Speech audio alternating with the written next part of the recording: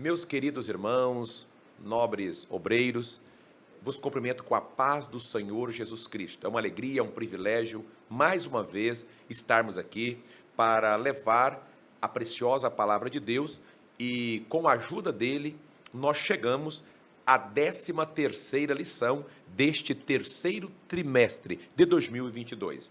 Quero aqui cumprimentar nosso querido pastor Nelson Lutemberg, pastor presidente da nossa convenção estadual. Em nome dele, nós cumprimentamos todos os pastores os quais presidem os campos aqui no estado de Rondônia. Você que é de outro estado, seja bem-vindo. Nosso intuito, nosso objetivo é proclamar, é disseminar, é propagar mesmo a palavra de Deus. E que esta aula seja edificante, seja bênção para a tua vida. Todavia, esse momento, ele não subtrai a tua presença lá na escola bíblica dominical, caro aluno. Isso aqui é apenas não, esse é um momento de reflexão, é um momento grandioso na presença dele, mas a tua presença na escola bíblica dominical é muito importante para também o engrandecimento do reino de Deus. A paz do Senhor, pastor Eliseu. A paz do Senhor, evangelista irmão Daniel, a paz do Senhor, meus irmãos que estão aí do outro lado. É uma alegria voltar aqui para mais uma escola bíblica dominical e nesta aula de subsídios para a aula presencial, nós estamos agradecidos a Deus porque chegamos à última lição, a lição de número 13. Já passamos por vários tópicos que tratam das inúmeras sutilezas do inimigo. Existem ainda muitas outras sutilezas que nosso comentarista trabalhou, essas 13 que escolheu, essas 13 lições que escolheu, mas nós sabemos que o inimigo ele é sagaz, ele continua com as suas sutilezas, ele continua com as suas armadilhas. Então, ele é hábil em preparar armadilhas e nós nos preparamos também para combater essas armadilhas até a aula de hoje. Hoje nós estamos na lição de número 13, encerrando e dizendo, conforme o texto áureo aqui, resistindo às sutilezas, essas armadilhas de Satanás. Pois bem, nós, com a graça de Deus, como já dissemos, chegamos ao final deste trimestre, com o tema central, os ataques contra a Igreja de Cristo, as sutilezas de Satanás nestes dias que antecedem a volta de Jesus Cristo. Nós vimos, como o pastor Eliseu disse com bastante propriedade, todas as lições que antecederam essa número 13, tratando desta perspicácia, dessas sutilezas do inimigo para minar a salvação do crente, do salvo que está indo para os céus. Mas nós temos o antídoto, que é a palavra de Deus. Lição de número 13, que tem como título Resistindo às sutilezas de Satanás.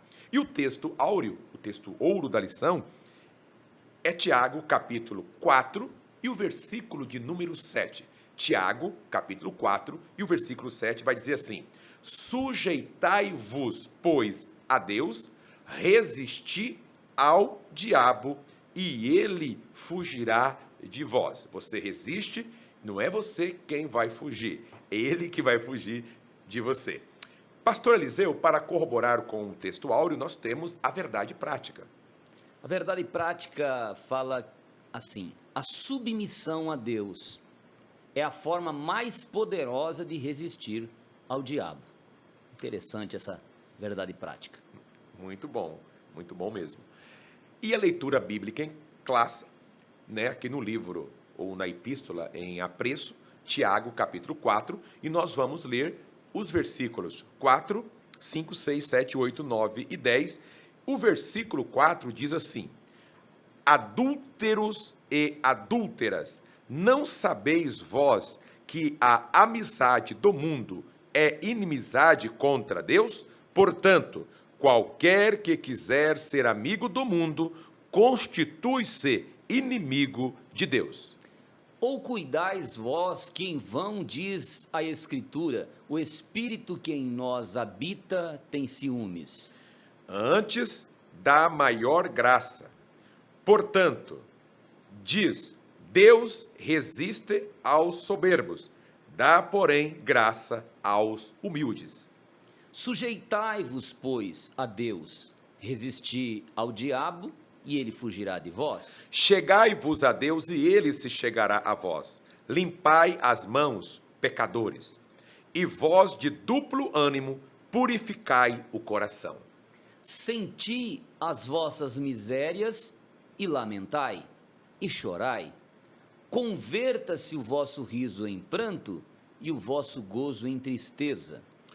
Humilhai-vos perante o Senhor, e ele vos exaltará. Precioso texto, e o comentarista pastor José Gonçalves, com base, fundamentado nestes versículos, pastor Eliseu, ele escreveu essa lição, também essa aula de número 13, que traz ao menos 4 tópicos. No primeiro tópico nós falaremos sobre com o comprometimento com uma vida centrada em Cristo, com 2 pontos. O segundo tópico, comprometimento com as Escrituras, também constituído por 2 pontos. O terceiro tópico, comprometidos com uma vida cheia do Espírito.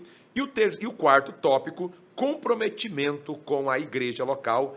Todos estes tópicos compostos por 2 pontos preciosos. Então, chegamos a este final de mais um trimestre letivo da nossa escola bíblica dominical.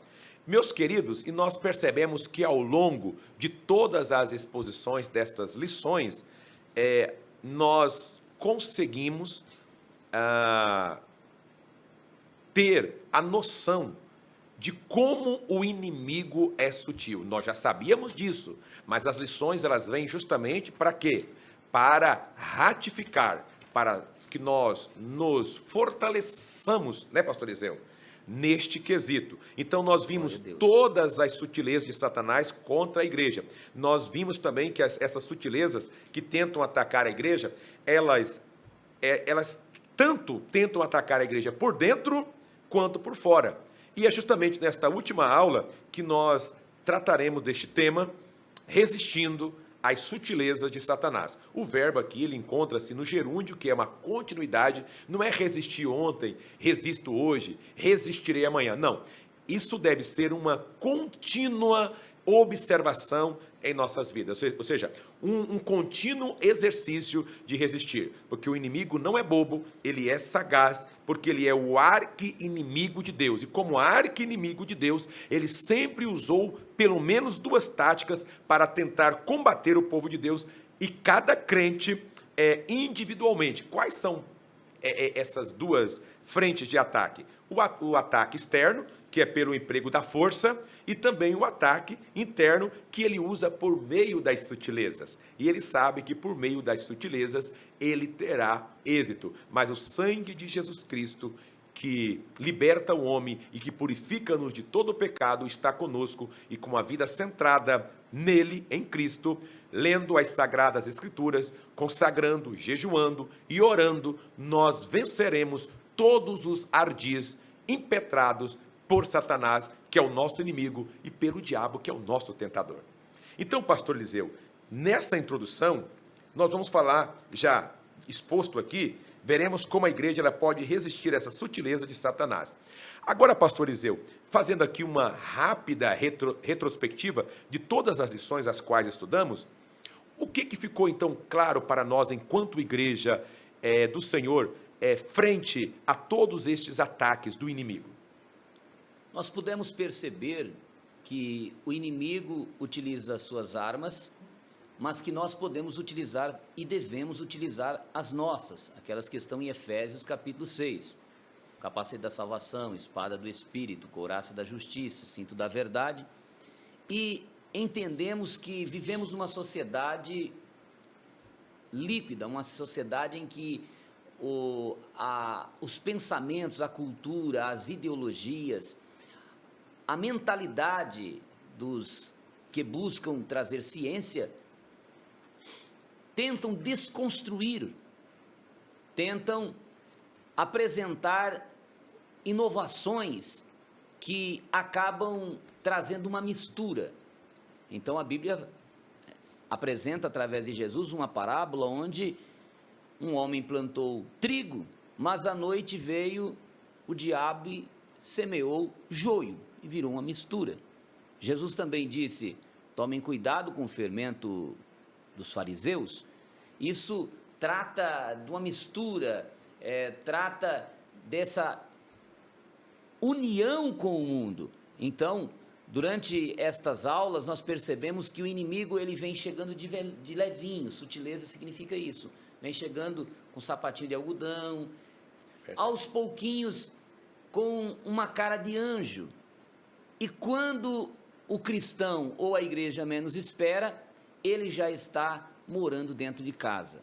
Então, esta lição veio para dar-nos armas, recursos, despertar-nos para vigiarmos, sermos simples como uma pomba, mas prudente como uma serpente, e não ficarmos em cima do muro.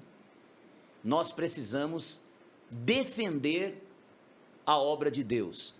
Quando eu não defendo, eu já estou indiretamente ficando do outro lado. Nesse mundo tão sujo, nesse mundo tão corrompido, não dá para ficar indeciso a que ação ou a que escolha fazer, a que decisão tomar. Eu preciso ter a minha direção escolhida, e eu tenho a palavra de Deus que faz isso comigo. Então, durante essas aulas, nós aprendemos sobre essa prevenção, esse cuidado, e agora nós vamos encerrando, então, com esses recursos aqui, que é Cristo, é a Bíblia, é ser cheio do Espírito Santo e é cuidar da nossa igreja local. É isso mesmo, pastor Eliseu. E você que nos ouve, ficou bem claro durante todas estas lições que a sutileza é essa arte sorrateira do inimigo agir sem ser notado, pastor Eliseu. Por isso que a sutileza, ele age sem ser notado. É como se ele tivesse calçado com um sapato, né, de plumas, que você não consegue, a pessoa não consegue ver. Só que quem está centrado em Cristo consegue perceber. Consegue perceber. Então, ficou bem claro aqui que essa sutileza, esse ato de Satanás agir sem ser notado, e até mesmo de conseguir um objetivo sem revelar a verdadeira identidade ou sua verdadeira intenção. Basta apenas uma insinuação ou um despertamento da curiosidade por algo, né, dessa possível vítima, principalmente dos chamados incautos, pessoas que não têm ainda uma fundamentação nas Sagradas Escrituras, e mesmo pessoas que são fundamentadas, pastor Eliseu, nas Escrituras, mas pessoas que não oram, pessoas que não consagram a vida, pessoas que levam a vida de qualquer jeito, essas pessoas são enganadas e elas acabam comendo, ingerindo comidas venenosas e estragadas. Porque nessa lição, em todas essas lições, evangelista Simão Daniel, uma palavra-chave aqui, uma das palavras-chave é a armadilha. Sim, sim. E a armadilha é um negócio difícil de você escapar, porque você está indo tranquilamente, você está cumprindo as suas obrigações, você quer viver, você quer o bem, você quer ver as coisas acontecer. Exato. O seu coração Deus fez o homem para ser bom, e mesmo que a pessoa está lutando para fazer as coisas certas, mas o inimigo coloca a armadilha, e você não está percebendo. De repente, nas intempéries da vida, você se coloca diante de uma armadilha que você não estava percebendo. E quem faz a armadilha, ele não faz uma armadilha mal feita. Se for para fazer uma armadilha mal feita, ele sabe que ninguém vai cair nessa armadilha. O passarinho não vai entrar na arapuca, o passarinho não vai cair na gaiola se você fizer ali mau jeito, se você deixar muito na cara que ali tem alimento e que aquilo é uma armadilha. Então a armadilha tem que ser muito bem engenhada e construída. E o inimigo sabe fazer isso muito bem. Então, nós aprendemos que precisamos tomar muito cuidado, porquanto o que vem ou o que está para combatermos não é algo aparente, é algo que vem de forma escondida, vem pelas espreitas e vem com essa armadilha, com essa perspicácia. Exato. sabemos perfeitamente, pastor Eliseu, que o inimigo, ele é de fato astuto e ele é também sagaz. Ele faz de tudo para arregimentar, levar para o seu rebanho pessoas que não levam a palavra de Deus a sério. E seguindo nesse ritmo, pastor Eliseu, Cristo, ele é o Salvador. O comentarista coloca que Cristo, ele é o Salvador, e ele começa dizendo que, escrevendo à igreja de Corinto, o apóstolo Paulo disse: porque nada me propus saber entre vós, senão a Jesus Cristo. Está lá em 1 aos Coríntios, capítulo 2, versículo 2, aqui é a primeira parte. Agora, veja bem, nós sabemos, pastor Eliseu, que, infelizmente, você que nos acompanha, aluno, obreiro, infelizmente, hoje, assim como era lá na igreja de Corinto, o evangelho, ele está voltado, eu até diria, ao pragmatismo. Não é verdade, pastor Eliseu? Sim. Pessoas que às vezes são pragmáticas e às vezes levam só na questão da teoria, pessoas que não levam a sério, pensam até que a Bíblia foi algo imaginado. Não, querido. Nós estudamos uma lição aqui, um trimestre todo sobre a palavra de Deus. E ficou claro para nós que nós temos aí mais de 40 escritores, isso? Em média de 40, mais um pouquinho. Mais um 40. pouquinho média. E o detalhe é que esses são escritores, mas o autor são quantos? Apenas um. Que é Deus. Então, pastor Eliseu, dentro disso aqui, Cristo o Salvador. Nós percebemos hoje, pastor Eliseu, que muitas pessoas, elas querem apenas a bênção, o resultado, mas elas têm dificuldade em aceitar o dono da bênção. Como é que o senhor vê isso dentro desse ponto aqui, Cristo o Salvador, levando em conta que tem muitas igrejas hoje, muitas igrejas, infelizmente, que elas estão agindo como empresas. Tem empresas que estão agindo, tem igreja hoje agindo como empresas que fazem de tudo para agradar a freguesia, como se o crente ali fosse um freguês. E muitos desses pastores, eles não estão interessados no bem das pessoas, eles estão interessados nos bens, porque para eles o reino é aqui, mas nós sabemos, e o próprio Jesus disse, que o reino dele não é desse mundo. Então, pastor Eliseu, diante dessa temática, a igreja, muitas igrejas hoje oferecem o que as pessoas querem e esquecem de oferecer o que realmente as pessoas precisam. Dentro desse ponto, Cristo Salvador. Nós sabemos que sem Jesus não há salvação, nenhum outro nome há dado. Atos 4 e 12. Verdade. Não há nenhum mediador, 1 Timóteo 2 e 5, entre Deus e os homens, a não ser Jesus Cristo, o homem. Esse Jesus que nós pregamos, que o apóstolo Paulo diz, eu não me envergonho do evangelho dele, e que está aqui em 1 Coríntios 2 e 2, que ele é o nosso Salvador, as pessoas querem realmente essa salvação, só que não querem o Senhor, porque 2 Coríntios capítulo 5 e versículo 17 diz, assim que se alguém está em Cristo, nova criatura é.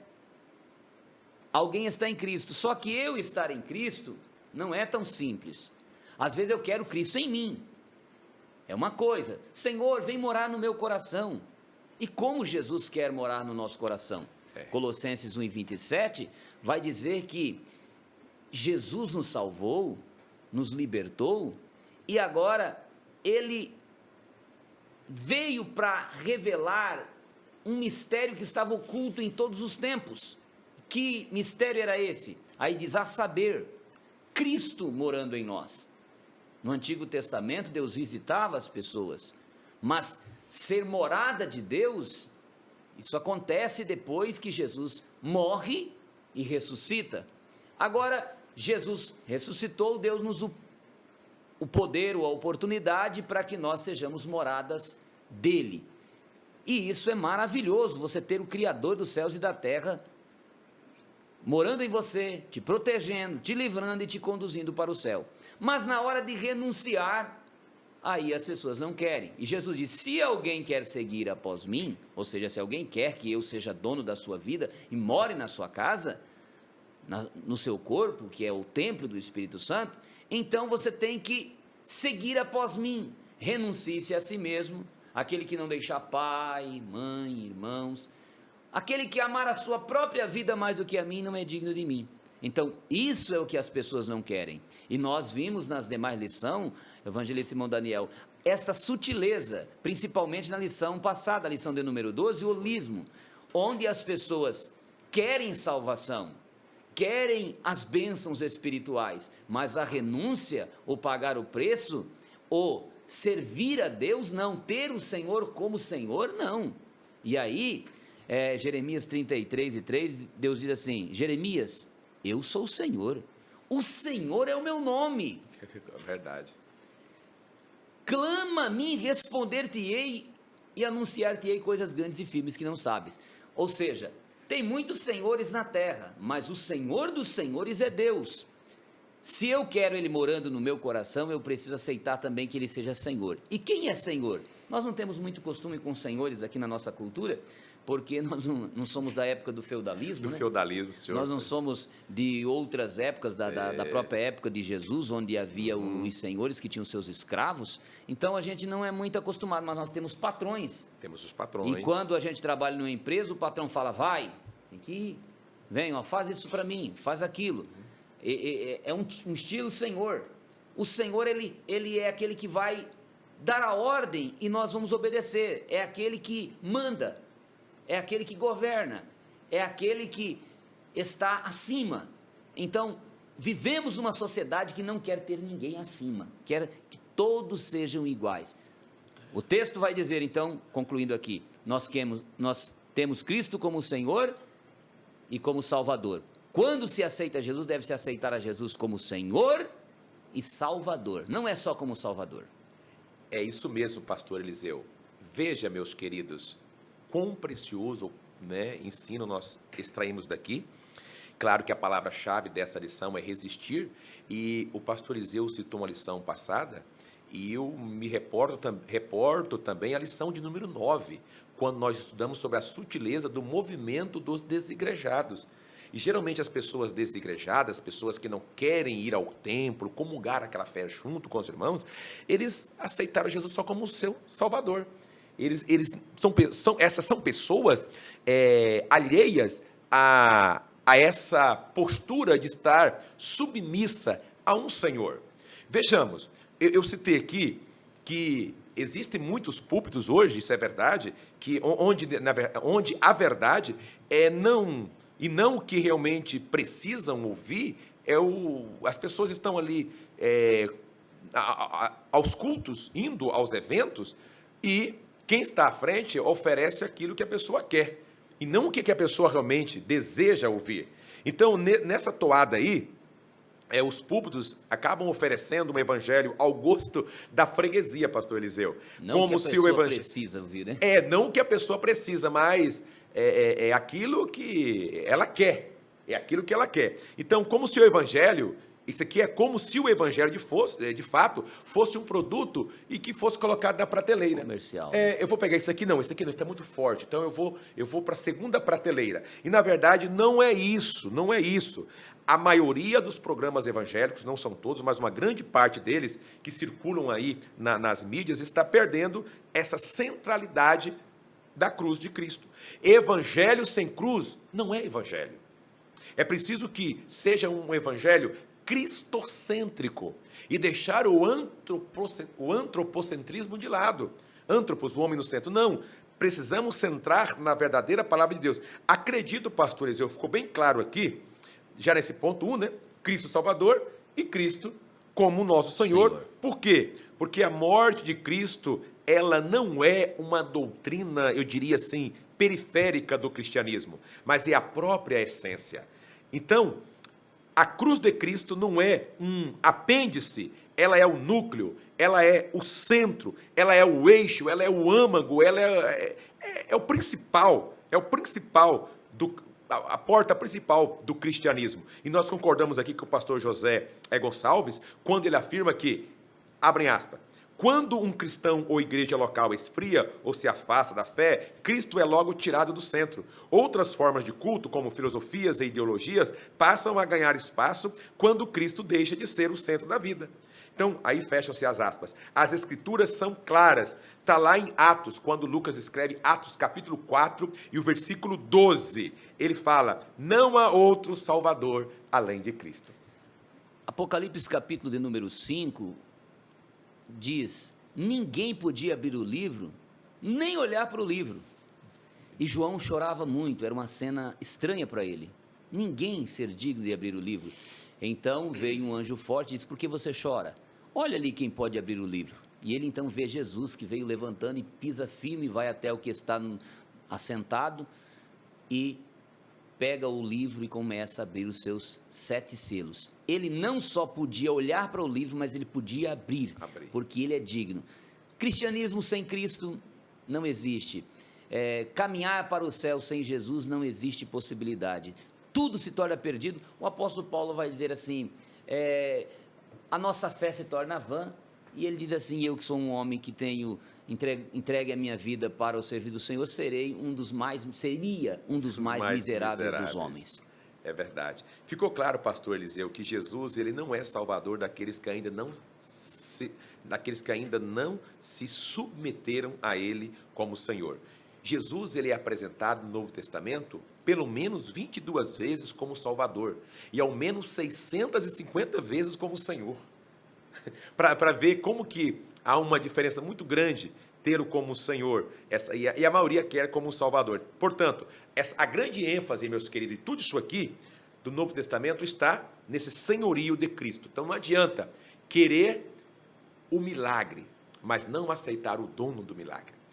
Pastor Eliseu, nesse caso, nós temos agora o segundo ponto, né, que trata do comprometimento com as Escrituras, que também é muito similar ao ponto anterior, embora distinto, porque a palavra, ela foi escrita, foi inspirada por Deus, mas Jesus é o tema central da palavra. Sim.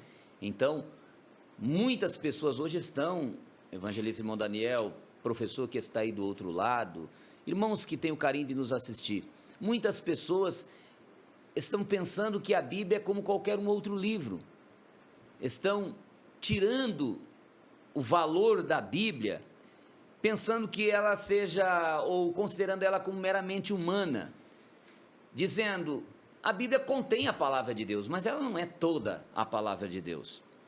Outros dizem, ela está ultrapassada, é velha, ela foi escrita há quantos anos que encerrou-se os escritos bíblicos? Nós sabemos que encerrou no primeiro século, sim, faz 1900 anos pelo menos. Entretanto, é a palavra de Deus que, como disse o salmista, para sempre, Senhor, a tua palavra permanece no céu. Verdade. Esta palavra é eterna, não é a nossa palavra, é a palavra de Deus, onde Jesus é o tema central, o Espírito Santo é o seu real intérprete e o autor é o próprio Deus. Então, a Bíblia, ela é a nossa regra de fé e conduta, irmão Daniel. Sim. Como que ela pode ser a nossa regra de fé e conduta? Veja bem, pastor Eliseu, quando nós nos referimos à Bíblia, ela nos traz ensinamentos para tudo. Interessante que a Bíblia, ela, claro que a prioridade aqui é nós termos esta fundamentação nela para alcançarmos a salvação, mas ela nos ensina como nós devemos proceder na terra.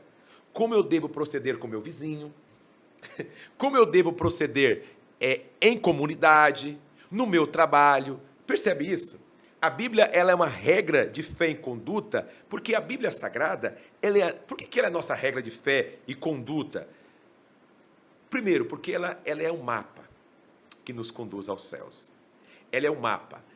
Depois, o crente, para ser sábio, o que ele tem que fazer? Ele tem que ler. Não adianta deixar a Bíblia aberta lá no Salmos 23, né?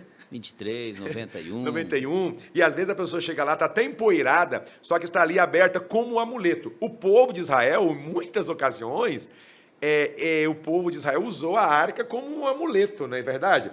Não, a presença do Senhor está aqui e nós percebemos no que deu. Então, o crente, para ser sábio, ele precisa ler a Bíblia. Isso é verdade. Crer nela para estar seguro e praticar o que nela está escrito para ser santo. Esses são uns dos pontos porque a Bíblia Sagrada, de fato, ela é a nossa regra de fé e conduta. Por que mais? Porque a Bíblia Sagrada, ela é a fonte dos valores ético-morais. Isso aqui é muito bonito. Eu disse que a Bíblia, ela é a fonte dos valores ético-morais, não somente dos valores ético-morais, como também dos valores espirituais, que deve fazer o quê? Que deve nortear a vida do cristão. E nós temos base para isso na própria Bíblia, quando nós vamos para a Epístola aos Hebreus, capítulo 4 e 12. Vai falar sobre isso, né? A palavra de sobre Deus a palavra é de Deus. poderosa e eficaz. E eficaz. Então, o cristão tem que ter em mente que a Bíblia, ela é a regra de fé e conduta. Por quê? Precisa estar consciente dessa verdade, como afirma o pastor José Gonçalves. Ele vai falar que, se não fosse a meditação das Escrituras, o cristão se encontraria desnorteado na sua caminhada. Se não fosse as Sagradas Escrituras, como saberíamos, por exemplo, dos malefícios da idolatria se as Sagradas Escrituras não nos orientassem sobre elas, como está lá em 1 aos Coríntios, capítulo 10, ali os versículos 19 a 21. Da mesma forma, como saberíamos que o adultério, o divórcio, a ideologia de gênero, etc., são práticas danosas que corroem e destroem esse modelo da família idealizada por Deus, como o próprio escritor, como o próprio Salomão, em Provérbios 6 e verso 20, e também podemos ler dos versos 20 até o 35, para falar sobre isso. Somente por intermédio das Sagradas Escrituras, nós temos todas essas orientações seguras e precisas sobre isso. É por isso que a Bíblia Sagrada, ela é uma regra de fé e também de conduta. E seguindo nesse itinerário aqui, nessa proposta, nós vamos chegar que a Bíblia Sagrada, ela não é fruto de uma lucubração humana. O que é isso? De uma imaginação humana. Não. Não, alguém imaginou lá e escreveu a Bíblia. Já foi dito aqui que a Bíblia tem um autor, que é Deus. E o interessante, pastor Eliseu, que nós não precisamos defender a Bíblia. Por quê? Ela própria já traz essa defesa. Já traz essa defesa. A palavra de Deus tem a resposta para todas as necessidades que o ser humano precisa, seja espiritual, seja na alma, seja Exato. física, para toda a sobrevivência. Tudo que nós procurarmos em quaisquer áreas da vida, seja na área econômica, seja na área conjugal, seja na área administrativa, seja na área intelectual, tudo que nós precisarmos temos na Bíblia. Daí, resumindo, Salmo 119 e 105 diz, ela é a lâmpada para os nossos pés, ela é a luz. É a luz. O Mateus 4 e 4, Jesus vai dizer, nem só de pão vive o homem, mas de toda a palavra que sai da boca de Deus. Ela é pão, se não se alimentar, morre.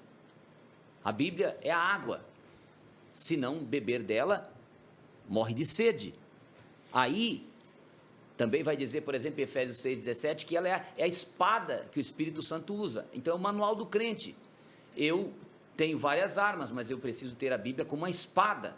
Uma pessoa sem espada só se defendendo, ele vai sofrer muito. A Bíblia, então, Deus nos dá, então, a Bíblia como uma espada para que nós usemos. Entre tantas outras finalidades gerais que a Bíblia tem para resumir todos os benefícios que ela traz. Então, quem não tem a palavra de Deus, ele não tem fé, não tem conduta, porque Romanos 10 e 17 diz, a fé vem pelo ouvir e ouvir a palavra de Deus. Não ouve a palavra de Deus, não tem fé. Se não tem fé, Hebreus 11:6 diz, é impossível agradar a Deus. É impossível. Então, acaba-se tudo por ali. Portanto, precisamos amar a Bíblia, não só lê-la, mas meditar, se alimentar dela a cada dia, para que nós possamos ter a solução para todas as nossas necessidades físicas, emocionais e espirituais, e combater o pecado, né, irmão? Porque tem muitas pessoas que ainda se justificam,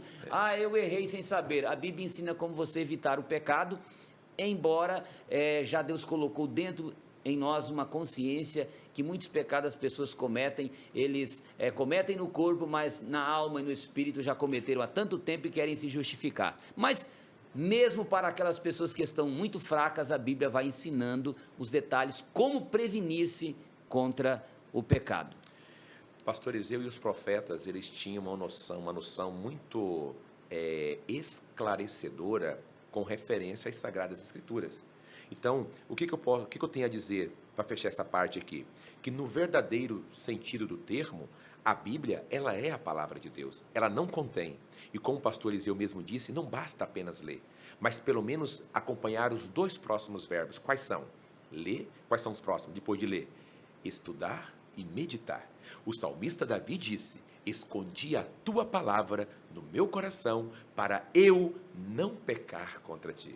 Aí está o segredo. Agora, olha só, como os profetas eles costumavam a dizer, Isaías, pastor Eliseu, capítulo 1 e o versículo 20, olha a força que a palavra exercia nos profetas e essa certeza que eles tinham. Isaías 1:20 vai dizer: mas se recusardes e fordes rebeldes, sereis devorados à espada, porque a boca do Senhor o disse. Então, isso aqui é lindo, meus irmãos. Você pode ler também no próprio livro de Isaías, capítulo 40, versículo 5, capítulo 50, versículo também 14, do capítulo 58, Malaquias 4:4. Portanto, por ter sua origem em Deus, a Bíblia é portadora de toda a autoridade. E por isso ela constitui-se, por isso que a Bíblia constitui-se a única regra infalível de fé e prática para a vida e para o caráter do cristão. E nesse sentido, nós temos o comprometidos, né? Comprometidos com uma vida cheia do Espírito, seguindo aqui essa ordem. Vocês perceberam? Todos os fatos, né? Todos os textos aqui, os textos bem encadeados, bem entrelaçados, e nesse ponto, nesse tópico 3, comprometidos com uma vida cheia do Espírito, nós temos aqui o Espírito Santo no plano da redenção e também temos a vida cheia do Espírito. É interessante, pastor Eliseu, o Espírito Santo aqui como a terceira pessoa da Trindade, nós acreditamos no Deus Uno, mas também no Deus Trino. Então o Espírito Santo no plano da redenção. Pastor Eliseu, eu gostaria que o senhor falasse um pouquinho rapidamente aí essa conotação entre redenção da nossa salvação com a redenção lá do escravo.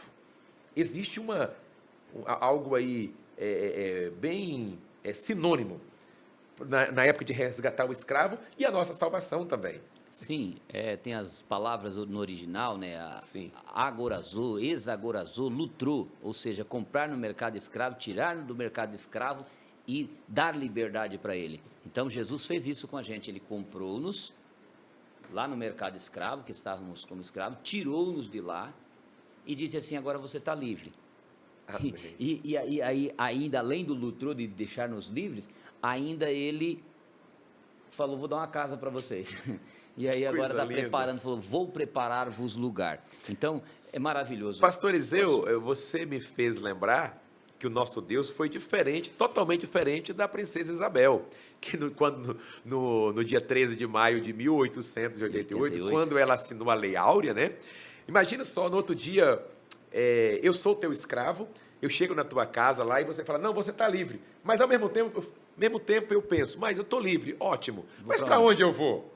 Mas com Deus não é assim, pastor Eliseu, porque Ele nos resgatou e nos deu uma casa e uma certeza que nós teremos uma salvação com Ele para sempre. Ele nos sustenta, né? Nos salvou e nos sustenta também. É interessante o assunto porque fala que o Espírito Santo, ele traz essa redenção. Nós sabemos que o Espírito Santo, ele veio. Jesus disse assim: se eu não for, falou para os discípulos, capítulo 14. De João, Ele não virá, mas quando eu for, eu enviarei o Consolador. Lindo. E quando ele vier, então ele virá, mas ele representa nós três. Aí diz o versículo 23, se alguém me ama, vai guardar a minha palavra, meu Pai o amará, e eu e o Pai viremos e faremos nele morada, porque o Espírito Santo já é a pessoa que representa o Pai e o Filho. Só que a ação nesse momento na igreja, ela é praticada pelo Espírito Santo. É Ele quem ajuda nossas orações, Romanos 8:26, é Ele que nos guia, Romanos 8:14, todos que são guiados, todos que são filhos de Deus são guiados pelo Espírito Santo, são filhos de Deus. É Ele quem nos ajuda a vencer a força da carne, isso para o crente. Mas para o ímpio, ele também trabalha. No capítulo 16, versículo 8, em diante do livro de João, a palavra de Deus vai dizer: e o Espírito Santo, quando ele vier, convencerá. porque Jesus estava falando da chegada dele, que veio no dia do Pentecoste, diz, quando ele vier, ele convencerá o mundo do pecado, da justiça e do juízo. Do pecado, mostrando para o homem que o homem é pecador.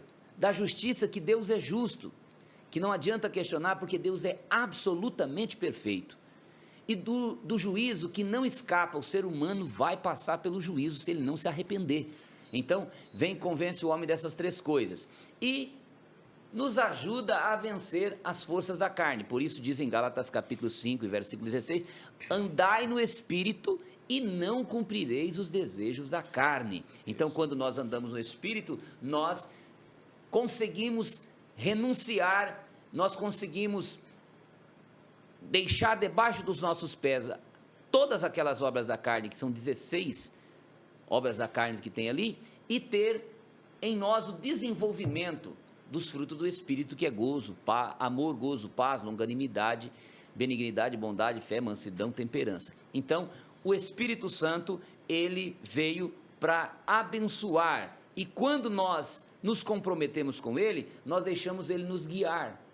Daí a pergunta é o seguinte: como nós tratamos quando vamos para o serviço? Será que nós pensamos que o Espírito Santo fica em um lado e eu estou no outro? Ou eu falo, Espírito Santo, vai comigo, vamos junto? É claro que ele não vai sair de você, você é salvo. Só que há uma diferença entre você pedir e você não pedir. Eu pedir e eu não pedir. Hoje eu estava conversando com um irmão que ele disse que passou por um momento de aperto. Algumas pessoas estavam atirando em uma determinada época, e ele chega em casa e ele foi livre daqueles tiros. Então alguém disse a ele, eu sonhei com você enfrentando uns homens, passando por uns homens atirando e tal, eu tive um susto. Ele falou, não foi um sonho, foi uma visão. Ela falou, porque quando eu tive o sonho, eu já orei e comecei a clamar a Deus em seu favor. Então, Deus revela alguma coisa para que a gente clame, porque o nosso trabalho, o nosso pedido faz sentido. Há muitas pessoas que acham que, Deus está comigo, eu não preciso pedir para Ele ir comigo, Deus já sabe o que eu preciso, Ele atende. Não, Deus espera e precisa para te abençoar, que você se dispõe a dizer, Espírito Santo, vamos comigo. Obrigado por essa noite de sono, obrigado por esse café, eu preciso da tua companhia no meu emprego, eu preciso da tua companhia na jornada onde eu vou, senta comigo, esteja comigo. Parece uma coisa de criança, mas não é esse carinho, essa intimidade que Deus está pedindo que a gente tenha, para que a gente seja guiado pelo Espírito Santo. Mas quando nós não temos esse comprometimento, nós vivemos uma vida vazia, e os problemas vão aumentando, e chega a um ponto que a vida se torna pesada. Em alguns momentos nós até perdemos a presença do Espírito Santo, e quando se perde a presença do Espírito Santo, perde-se a salvação, e aí Jesus vem, e a gente não tem mais condição de subir, vai ficar na terra mesmo. Por quê? Porque quem nos arrebatará é o Espírito Santo. Romanos capítulo 8, versículo 11 diz, se o Espírito de Cristo habita em vós, aquele que ressuscitou a Cristo Jesus, também ressuscitará os vossos corpos mortais. Ele vai ressuscitar e vai transformar os vivos, mas se o Espírito Santo não estiver em nós, não há ressurreição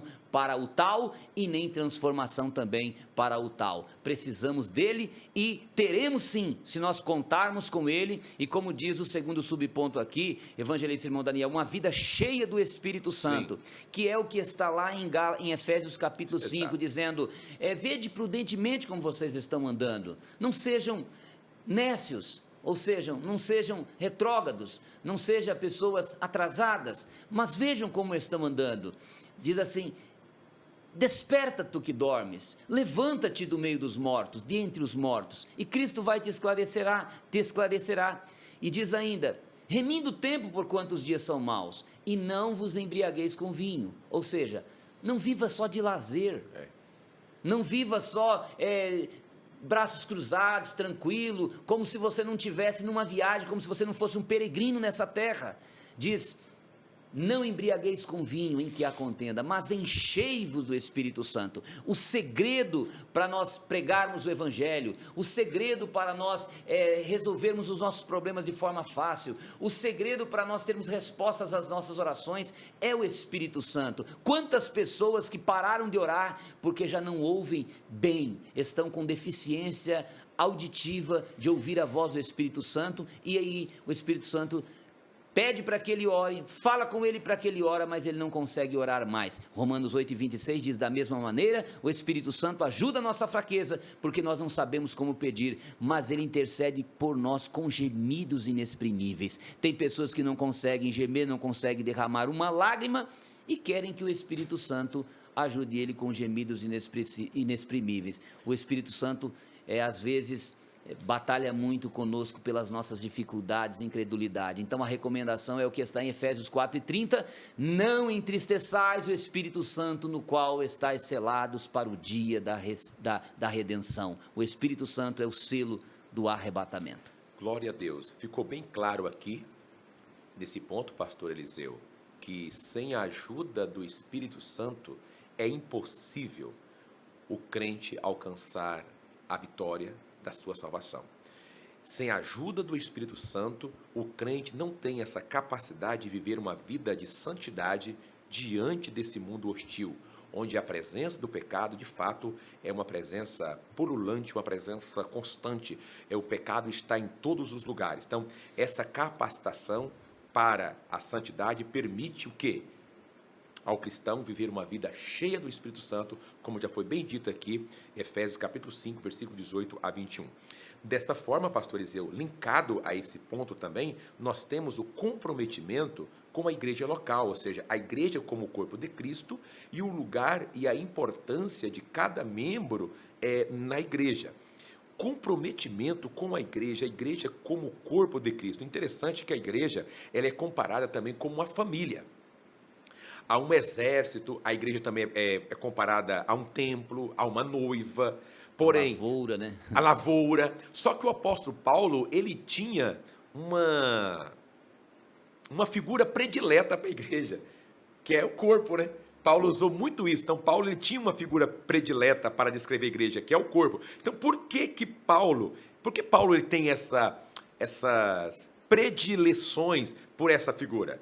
Porque ela é uma das mais completas para descrever a igreja. Uma pessoa só começa a fazer parte desse corpo quando essa pessoa ela é convertida, quando essa pessoa ela é batizada pelo Espírito nesse corpo. Como Paulo mesmo escreve em 1 aos Coríntios, capítulo 12 e versículo 13. E neste caso, pastor Eliseu, o corpo desajustado, fica difícil os membros trabalharem em harmonia. E como, né? Tira vai mutilar uma parte do corpo.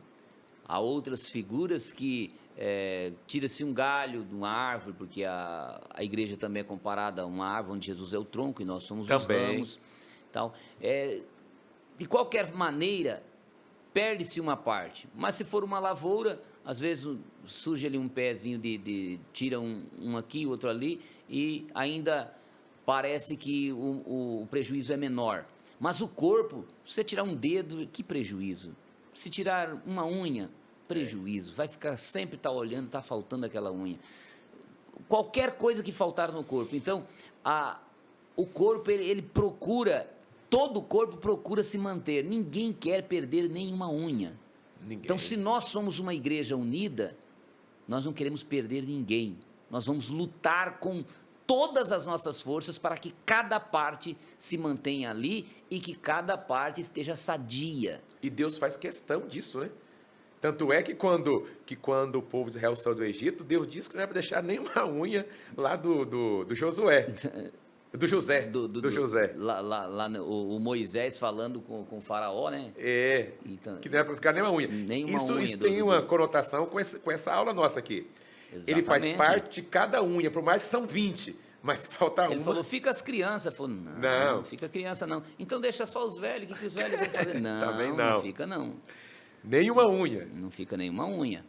Então a igreja, ela é um corpo de Cristo, e aí vem a lição que o irmão falou aqui, dos desigrejados. Sim, a lição 9, falando sobre isso. Vamos viver desigrejado, eu posso ser igreja lá onde eu estou, mas como que esse corpo vai funcionar?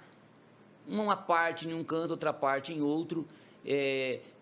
Jesus é a cabeça, ele está em todos os lugares. Agora, nós temos dificuldades, cada um está no seu canto e precisa estar nesse relacionamento. Daí, Jesus nos deixou um modelo que é a ceia. O Senhor, para todos os meses a gente participar, diz assim, aquele que não, tomai e comer, esse é o meu corpo, que é partido por vós, para que as pessoas participem do corpo. Tomai e beber, esse é o meu sangue, entendeu? É a união que a igreja tem, por isso o culto da ceia é o culto mais importante que nós temos na igreja.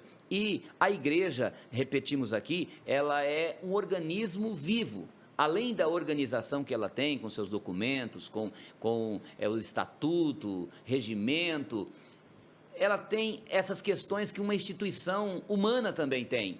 Mas mais do que isso, ela é um organismo, mais do que uma organização, ela é um organismo que tem vida, e essa vida precisa ser com muita saúde, e essa saúde acontece quando? Quando estamos cheios da palavra de Deus, quando estamos cheios do Espírito Santo, quando estamos bem uns com os outros, quando há saúde, quando há essa união. Então a igreja não tem como viver esfacelada, e ela cumpre uma missão como igreja. Então, como ela cumpre uma missão? Pregando o Evangelho de Cristo, buscando outras pessoas. Se a igreja viver separada, ou pudesse viver separada, ela teria dificuldade de cumprir a missão de Jesus Cristo, de levar o Evangelho a toda criatura. Então nós temos essa preocupação, porque uma das sutilezas do inimigo é esta, e a Bíblia diz, não deixando a vossa congregação, como é costume de algumas pessoas vão saindo, e a gente observa que lá do púlpito, às vezes estamos no púlpito, a gente percebe quando o crente está sentando no primeiro banco, de repente ele começa a sentar lá no meio da igreja, Isso. de repente está sentando lá atrás, de repente você não vê mais ele na igreja. Não vê mais. É uma maneira que vai separando, a falta de vitamina espiritual, falta de alimento da palavra, que ele não está mais se alimentando, falta de oração, ele não está mais orando, falta de uma vida íntima com Deus, ele não está mais buscando essa vida íntima, e aí acaba deixando de produzir. E daí Jesus diz, se o ramo está seco, para nada serve, a não ser para ser lançado fora e pisado pelos homens, né? Ou queimado. O pastor Iseu, nós estamos concluindo aqui, que interessante, porque cada membro do nosso corpo, para fechar esse tópico 4, né? A igreja como corpo de Cristo, e também o lugar e a importância de cada membro na igreja, porque cada membro tem a sua função também. O interessante aqui é que todos neste corpo, no caso a igreja, todos sabem a sua função.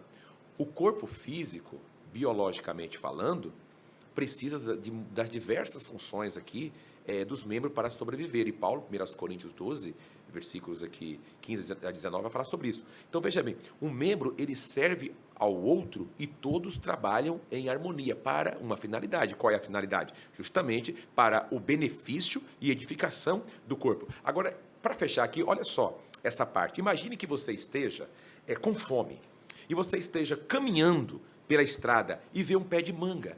Esse pé de manga cheio de frutos maduros, mangas vermelhas, mangas bonitas, mangas cheirosas.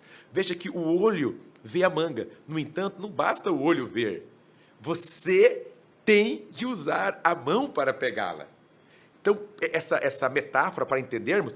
E outra coisa, você tem de usar a boca e os dentes para morder, para mastigar. Você tem de usar a língua para chegar lá, os pés para chegar lá. Usar também aqui a língua para movimentar ali e tal.